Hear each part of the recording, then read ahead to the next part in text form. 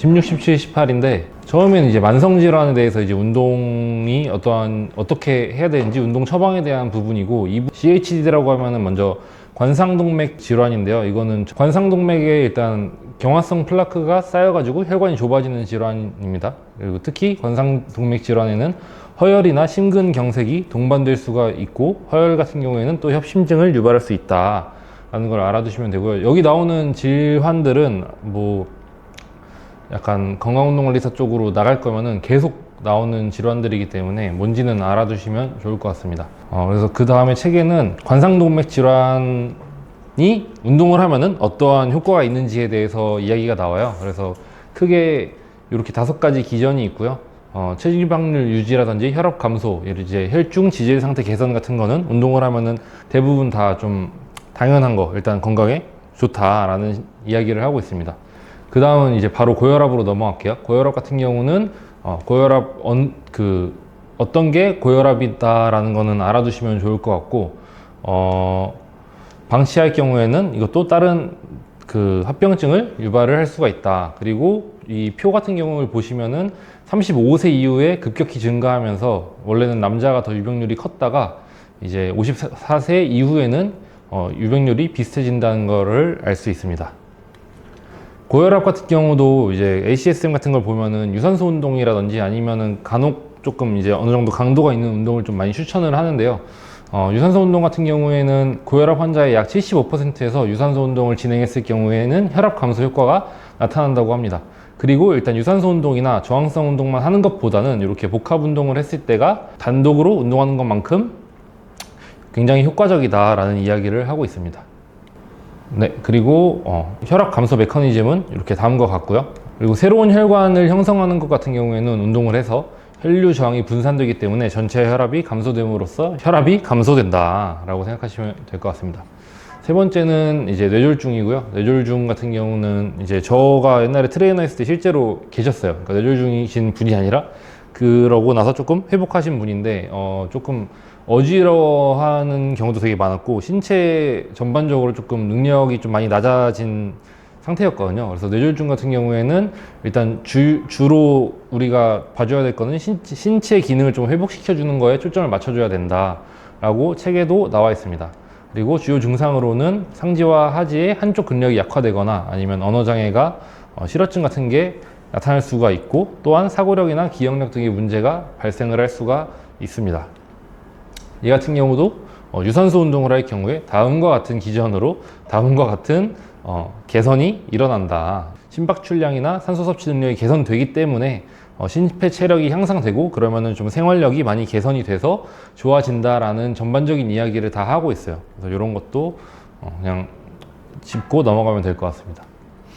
그 다음은 암 같은 경우는 조금 기전이 달라요. 앞선 것들이랑. 앞선 것들은 약간 혈압이나 아니면은 뭔가 신체 조성이나 이런 것들을 개선함으로써 좋아지는 게 있는데, 암 같은 경우에는 지금 종양을 운동을 함으로써 억제되는 기전이 있고, 그 다음에 치료 효능을 극대화하는 기전이 있고, 그 다음에 항암제의 부작용으로부터 보호되는 게 있다라는 조금 다른 게 있고요. 특히 좀 운동을 하게 되면 자유 라디칼 아시죠? 앞에서도 계속 나왔던 거, 그러니까 대사 물질의 부산물인데, 그러니까 우리 몸에서는 활성산소가 특히 자유 라디칼이고, 한 번 뭐 더 설명하자면 자유 라디칼 익숙치 않으니까, 그러니까 전자쌍이 없는 거예요. 그래서 얘가 굉장히 화가 나 있어요. 그래서 전자를 일단 닥치는 대로 조금 뺏으려고 하는 녀석이고, 그거를 이용해서 항암 치료에 조금 들어가는데, 요 항암 치료를 옛날에 좀 궁금해가지고 찾아본 게 있어서 그것만 살짝만 소개해 주면은, 방사선 같은 경우에는 암세포 안에 있는 물을 때리면은 거기서 이제 산소 라디칼 중에 하이드록실 라디칼이라는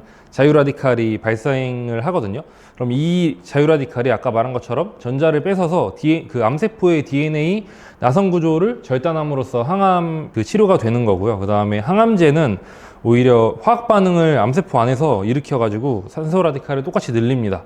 그러면은 암세포가 원래 대사작용이 많은데 거기 안에서 또 화학작용을 만들어서 얘를 이제 자폭시켜 버리는 거예요. 이런 것들 다 어쨌든 자유 라디칼과 연관이 있고요. 그리고 항암 치료할 때 항산화제 섭취를 좀 하지 말라는 말이 있는데, 이거 역시 항산화제 섭취를 하게 되면은 활성산소 같은 그런 자유 라디칼을 조금 많이 먹었을 경우에 감소시켜주는 경향이 있는데, 그걸로 이제 라디칼을 좀 중화해 버리면은 좀 효과가 떨어질 수 있다라고 해가지고 그런 이야기가 나온다고 합니다. COPD입니다. 다음은 COPD는 만성적인 이제 기도 폐쇄로 인해서 호흡곤란을 겪는 거로 그 만성기관지염이나 폐기종 때문에 이제 생기기도 해요. 특히 환기랑 관류 불균형으로 인해서 혈중산소가 좀 감소하고 이산화탄소가 증가하는 것이 특징입니다. COPD 같은 경우에도 폐재활을 하게 되는데, 폐재활이라고 하면 특히 이제 유산소 운동 같은 거를 많이 해요. 그렇게 되면은 다음과 같은 기전으로 환자 삶의 질이 향상이 되는데, 이거를 한다고 해서 손상된 폐 기능 자체를 직접 회복하지는 못한다고 합니다. 대신에 이제 낙상 위협이 감소된다든지 아니면 호흡 곤란이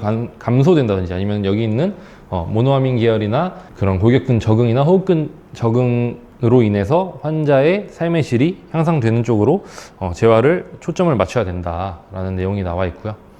그 다음은 이제 제2형 당뇨병이에요. 2형 당뇨 같은 경우에는 인슐린 저항성 질환이잖아요. 근데 요거는 이제 뭐 운동을 하면 이제 인슐린 민감도가 다시 이제 증가를 하기 때문에 제2형 당뇨병에도 다음과 같은 기전으로 건강에 좀 유익한 것들이 많다. 그리고 유산소 운동 같은 경우에는 이제 건강한 대조군이랑 2형 당뇨병이랑 이렇게 실시를 했는데 90분간의 중강도 유산소 운동이 요 2형 당뇨병 같은 경우에 특히 더 많이 혈당 농도가 좀 떨어졌다.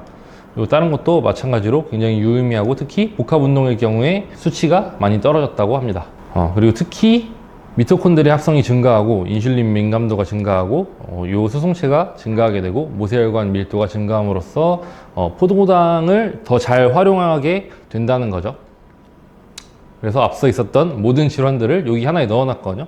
나중에 한번 보시면 좋을 것 같고, 그리고 요건 좀 추가적인 건데, 운동을 이제 했을 경우에 인슐린 민감도에 대해서 단기적으로는 최대 48시간까지 인슐린이 없어도 포도당을 활용할 수 있는 능력이 올라가고요. 그 다음에 계속 꾸준히 하게 되면은 근육량이 많아지기 때문에 포도당을 흡수하는 세포 용량 자체가 커지기 때문에 장기적으로도 효과가 있다라고 합니다. 자, 노화 같은 경우는 다 여기 써 있는 것들, 심폐체력, 금간소증, 골다공증, 그리고 인지기능 저하가 가장 큰 특징이고요. 노화 같은 경우에는 특히 유산소 운동이라든지 아니면 저항성 운동, 그리고 운동으로 인한 인지 개선 메커니즘이 다 들어있고, 얘 같은 경우에는 요 해마가 좋아지기 때문에 인지 기능이 향상이 된다고 합니다.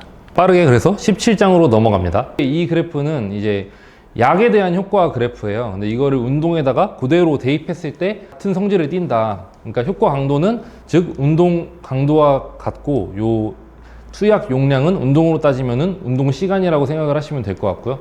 요 그래프가 그대로 이렇게 대비가 된다라는 내용이고, 그 다음에 요 매트에 대한 것도 정리했어요. 요 기준점이 되는 거는 136 외우시면 돼요. 1.6, 36 이렇게. 그리고 이 책에서 지금 이야기하고 있는 거는 5분의 가벼운 움직임 정도도 만성 질환 위험이 낮아진다라고 합니다. 그리고 특히 고령자나 중년 같은 경우에는 스포츠의학협회에서 권장을 하고 있고요. 어쨌든 다다익선이라는 거 넘어가겠습니다. 그 다음에 FITT를 파운생에서도 똑같이 다뤄요. 그래서 요 빈도, 강도, 시간을 다 곱한 게 이 운동에 대한 전체적인 볼륨이라고 해야 되나? 그렇게 말을 하게 되고요. 여기 나머지 T는 타입입니다. 그러니까 어떤 운동을 어떻게 할 것이냐. 그 다음에 이제 목표 심박수 결정 방법입니다. 요 심박수 설정하는 방법 같은 경우는 다들 아는 요 카보넨 공식, 요걸로 저는 셀프로 측정을 해서 실제로 그렇게 운동을 많이 했고요. 직접 방법이 있고 간접 방법이 있다. 직접 방법 같은 경우는 직접 측정을 쭉쭉쭉 하면서 목표로 하는 그 심박수를 그래프에 맞게 찾아가는 방법이고요. 간접하는 방법은 요 카르보넨 공식으로 가시면 됩니다. 최대 심박수 공식은 아시죠? 보통 그냥 220에서 나이 빼시면 돼요. 자, 다음으로 나오는 부분은 VO2 max의 측정과 추정 방법인데, 얘도 마찬가지로 직접 측정 방법이 있고 최대하 운동 검사를 통한 추정 방법이 있고, 여기서 이제 운동 검사랑 최대하 운동 검사 같은 걸 비교하는 게 굉장히 많이 나오는데, 이거 같은 경우는 종목당 이제 어떤 게 가장 타당도와 신뢰도가 높은지 이게 있어요. 막 그런 걸로 검사를 하면 됩니다. 그리고 이제 운동 자각도로 이제 이 운동 강도를 설정하거나 측정하는 방법도 있어요. 이것도 알고 계시면 좋을 것 같습니다. RPE라고 하고요. 이건 이제 보그척도예요.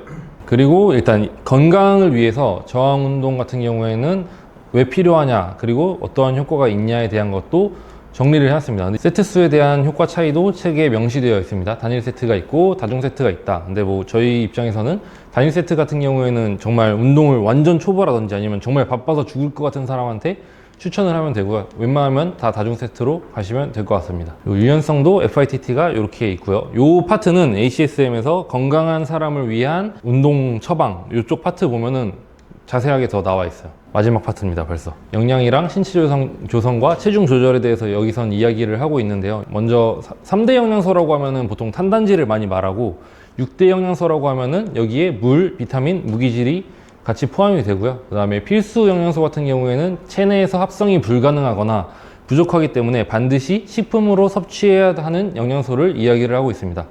그래서 요 탄수화물 지방 같은 경우에는 에너지 공급에 가장 많이 연료로서 사용이 되고요. 그 다음에 성장과 발달을 위한 영양소로는 단백질과 무기질이 있습니다. 그리고 나머지 것들은 이제 대사를 조절하는데 특히 많이 사용이 됩니다.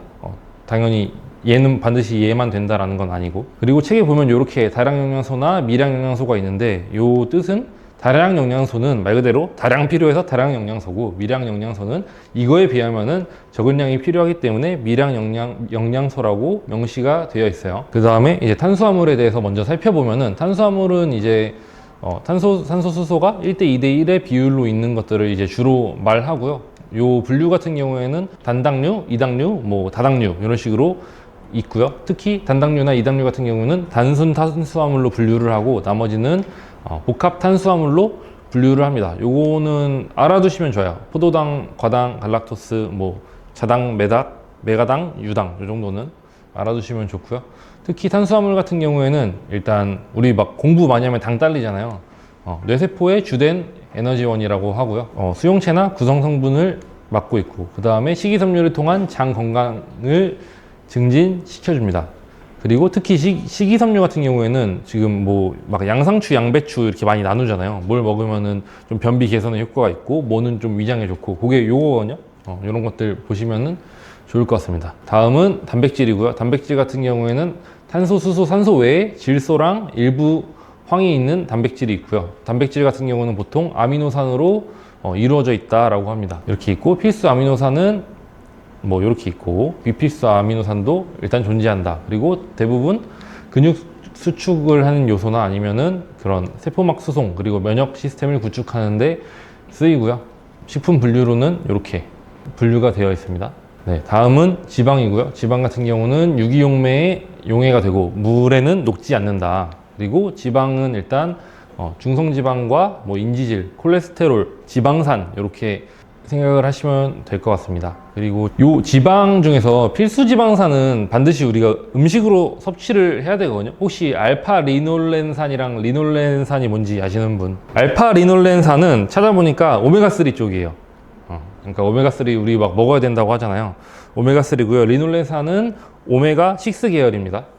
요거는 책에 안 써 있는 걸로 알아서 보시면 될 것 같아요. 특히 오메가3는 들기름이나 호두, 카놀라유 뭐 요런 데 들어있고요. 얘 같은 경우는 몸에 좀 좋은 그런 지방산으로서 염증을 억제해주는 그런 효과가 있고, 오메가6 계열에 있는 해바라기유나 콩기름, 참기름 같은 거는 이제 오메가6가 많이 들어있는데 얘네들은 에너지원으로서 사용이 됩니다. 근데 이미 우리는 이거는 많이 과하게 섭취하고 있다. 그래서 요 알파 리놀렌산, 즉 오메가3 계열 같은 경우는 섭취가 부족하다고 생각이 되면은 따로 섭취를 해주면 좀 체내의 염증 같은 것도 좀 억제해 줄 수 있다라고 생각을 해주시면 돼요. 물 같은 경우는 뭐 신체에서 가장 많이 필요하기도 하고 구성으로도 많이 들어있다. 그래서 물을 많이 섭취해야 한다. 다음은 비타민이고요. 비타민 같은 경우는 막 수용성이랑 지용성은 무조건 외워야 돼요. 무조건. 그리고 기능적으로 이렇게 분류를 할 수 있다. 이건 책에 있는 그림이고요.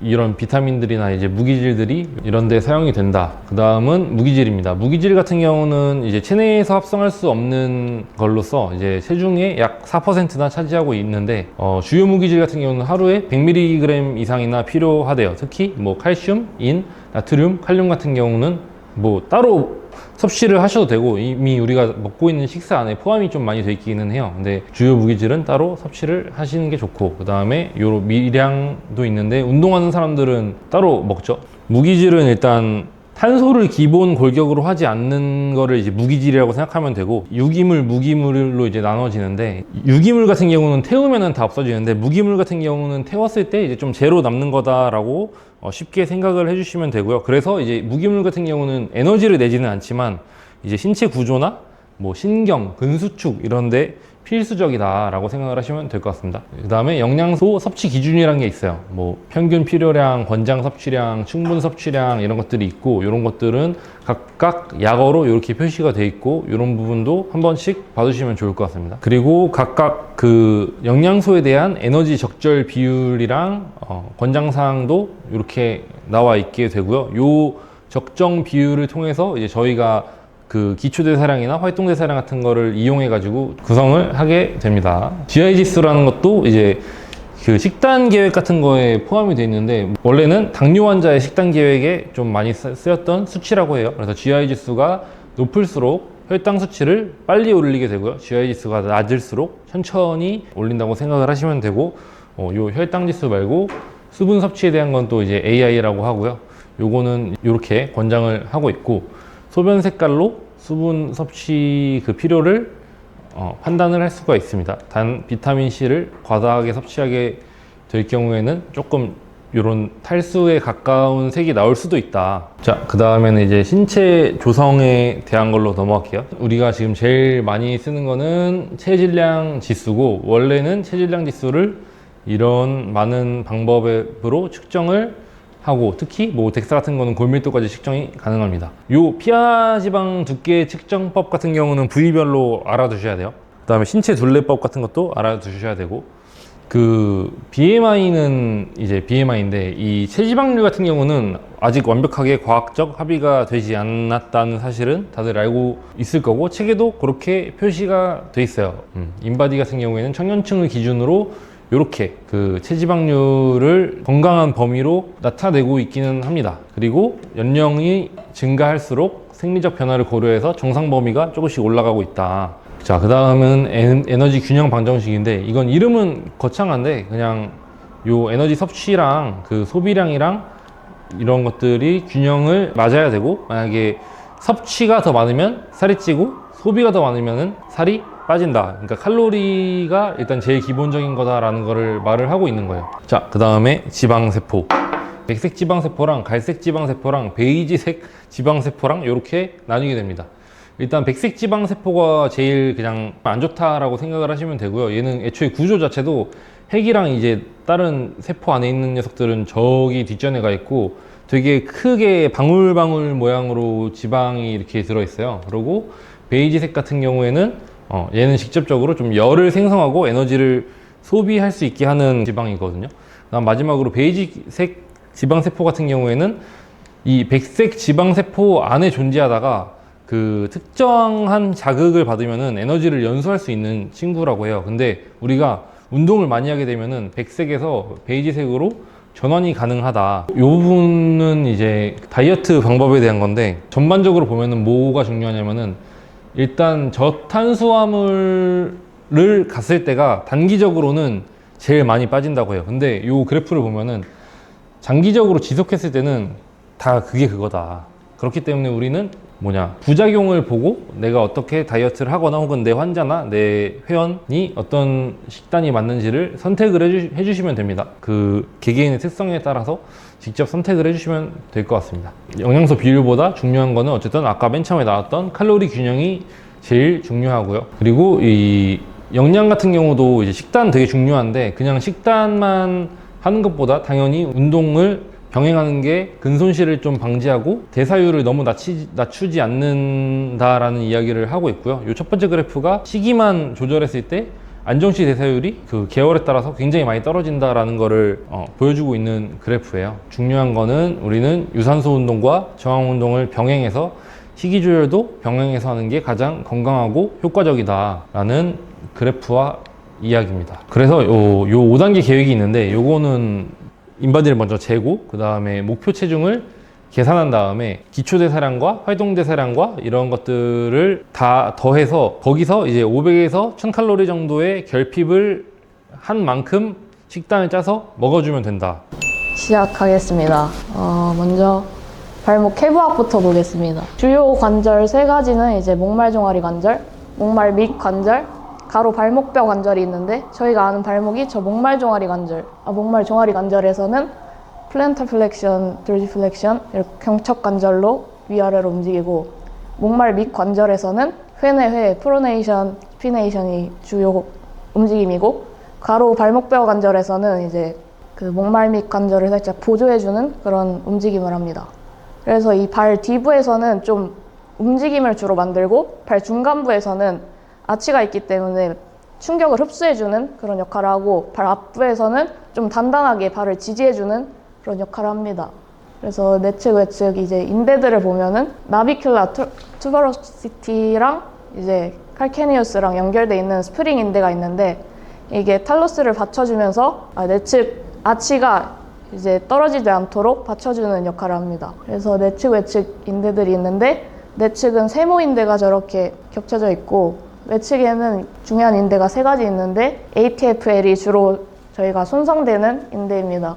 이게 플랜탈 플렉션, 인버전 돼가지고 주로 파열이 되게 되는데, 이게 왜 자주 파열이 되나 한번 보면은 티비아랑 피뷸라가 있는데, 피뷸라가 더 길기 때문에 이버전 되게 되면은 이걸 막아주는 그런 역할을 하기 때문에 인버전 때 좀 발목이 손상 많이 되고, 그리고 플랜탈 플렉션 되게 되면은 발목이 좀 헐거운데, 그 돌지 플렉션 되면 이제 탈러스가 형태가 이게 안테리얼이면은 얘가 좀 더 넓기 때문에 이 피뷸라랑 티비아가 좀 가지 못해가지고 좀 더 안정된 그런 맞물리는 그런 형태이기 때문에 플랜타 플렉션 때 좀 더 불안정한 모습을 보입니다.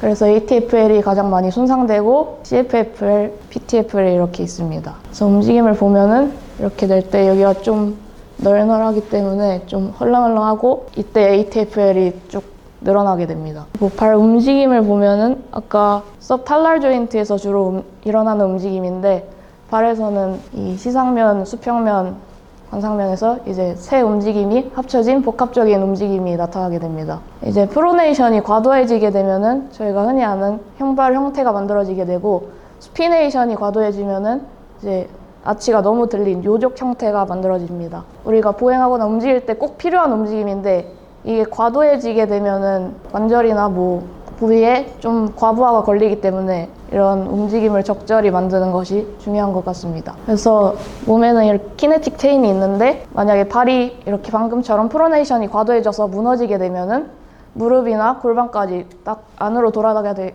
되어서 연쇄적으로 영향을 미치고, 이제 발이 중요한 게 유일하게 우리가 보행을 하거나 그럴 때 지면에 닿기 때문에 이 발이 적절히 안정돼야지 무릎이나 골반까지 안정이 됩니다. 그래서 발 아치를 보면은 발 아치에는 세 가지가 있는데, 이제 내측에 종아치가 있고 외측 종아치, 그리고 가로 아치가 이렇게 있습니다.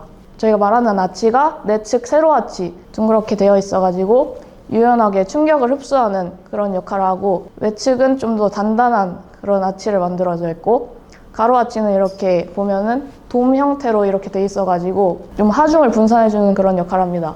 가로 아치는 그리고 내측 아치의 생성에 40%를 기여하기 때문에 이 가로 아치도 좀 중요합니다. 그리고 윈드라스 메커니즘인데, 엄지발가락이 신전되게 되면은 우리 발바닥에 있는 족저근막이 장력이 증가하면서 이제 아치가 올라가는 그런 기전을 말합니다. 발에는 윈드라스 메커니즘과 아치 스프링이라는 메커니즘이 있는데, 이 윈드라스 메커니즘은 엄지가 신전되면서 아치가 올라가는 그런 형태를 말하고, 아치 스프링은 이제 착질하거나 부하를 받게 되면은 늘어나게 되면서 그걸 다시 충격을 흡수해서 발에 탄성을 만드는 그런 메커니즘입니다. 그래서 이 윈드라스 메커니즘을 좀 강화시키고 싶다 하면은 엄지를 울리는 그런 운동을 하고, 이 아치 스프링을 강화시키는 운동을 하고 싶다 하면은 플라이오메트릭과 같은 운동을 하면은 좋습니다. 윈드라스 메커니즘을 좀 더 보면은 이제 정상적인 발에서는 외제성 근육, 종아리 근육이 수축되고 발 뒤꿈치가 올라가고 체중이 앞으로 쏠리게 되면서 이제 자연스럽게 MTP 관절이 신전되고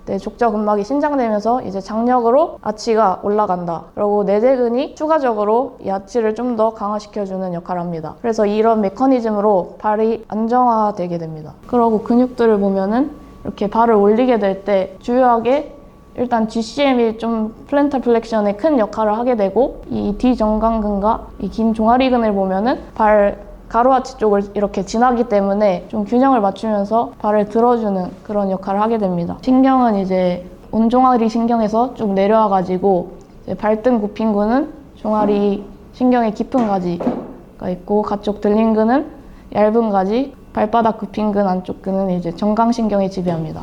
그리고 이제 손상인데 손상은 이제 무지해반증은 이제 엄지가 안쪽으로 돌아가고 이제 첫 번째 중족골 MTP가 바깥으로 나가면서 튀어나오는 변형입니다. 과도한 프로네이션이 되게 되면은 첫 번째 중족골의 안정성이 떨어지기 때문에 좀 발이 전족부가 무너지게 되고 이러한 변형이 일어나게 됩니다. 그래서 이런 변형이 일어나면 엄지발가락으로 충분히 체중을 좀 밀어내지를 못하기 때문에 좀 이런 걸 다시 안정화시켜서 재활하는 것이 중요합니다. 그리고 발가락 변형은 이렇게 망치발가락, 갈퀴발가락, 말렛발가락이 있는데 어떤 조인트들이 굴곡되고 신전되는지 보고 주로 무지해반증 변형과 관련돼 가지고 일어나게 됩니다. 이러한 변형들을 좀 접근하는 데는 이제 외제근이나 내제근의 균형을 맞춰 가지고 좀 재활하는 것이 중요할 것 같습니다. 그리고 저희가 흔히 발바닥에 뒤꿈치 쪽이 아프게 되면은 족저근막염이라고 생각하는데 이 족저근막염뿐만 아니라 하종골 신경 포착일 수도 있다. 그래서 먼저 주요하게 둘이 비교되는 것이 통증은 뒤꿈치 쪽에 일어나지만 이제 족저근막염은 아침에 발을 디딜 때 통증이 더 심하다는 특징이 있습니다. 이제 저희가 누워서 자게 되면은 발이 자연스럽게 플랜타 플렉션 돼 있어서 이 족저근막이 좀 수축돼 있는데 아침에 첫 발을 디딜 때 늘어나게 되면서 통증이 심해지게 됩니다. 그리고 하종골 신경 포착은 이 신경이 눌려가지고 이 통증을 일으키게 됩니다. 이제 스페셜 테스트인데 ATFL은 앞으로 당겨가지고 이제 탈루스가 나오는지 확인하는 거고 CFL은 인버전 시켜가지고 이제 늘어나는 걸 확인하고 얘는 이버전, 그리고 얘는 이제 비골, 경골, 상부를 이제 잡아가지고 압박을 가하고 통증을 만드는 그런 검사입니다. 톰슨 테스트, 그리고 이 NDT는 이제 평발을 평가할 때 주로 사용하는 검사입니다. 그리고 이거는 이제 윈드라스 메커니즘 아까 그걸 통해 가지고 족저근막을 평가하는 검사입니다. 감사합니다.